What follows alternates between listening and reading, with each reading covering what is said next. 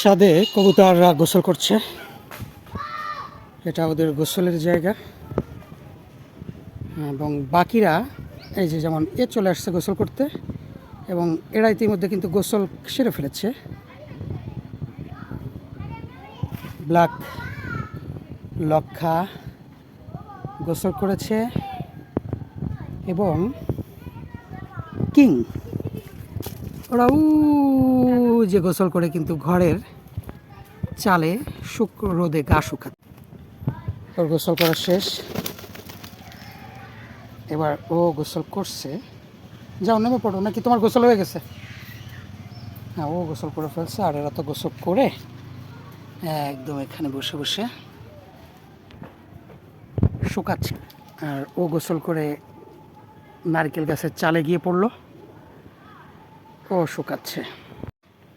এবং উপরে রয়েছে কিং, এই যে এখানে বসা কিং। আর বাকিরা রয়েছে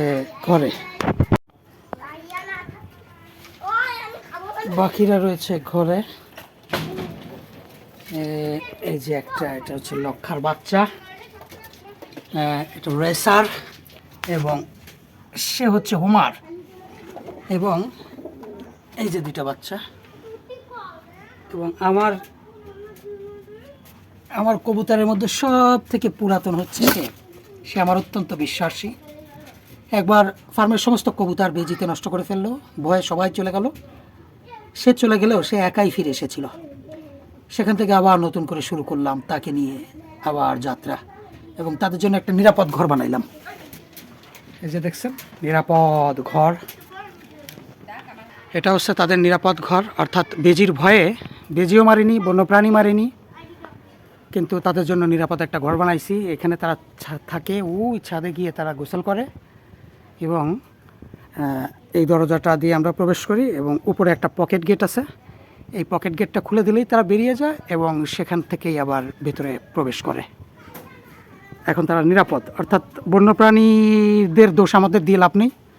আমাদের টাকা যেমন আমরা ব্যাংকে রাখি, সেখানে প্রচুর পরিমাণে সিকিউরিটি দিয়ে রাখি, তারপরেও কিন্তু ব্যাংক ডাকাতি হয়। কিন্তু আমরা যদি আমাদের এই প্রাণীগুলোকে এইভাবে সিকিউরিটি দিয়ে রাখি, তাহলে বন্যপ্রাণীরা এদের ক্ষতি করতে পারবে না। সুতরাং বন্যপ্রাণীদের দোষ দিয়েও কোনো লাভ নেই। মূলত আমাদের প্রাণী আমাদের সিকিউরিটিতে রাখতে হবে, বন্যপ্রাণীরা পৃথিবীতে স্বাধীনভাবে বিচরণ করবে, এটাই হচ্ছে গিয়ে নিয়ম।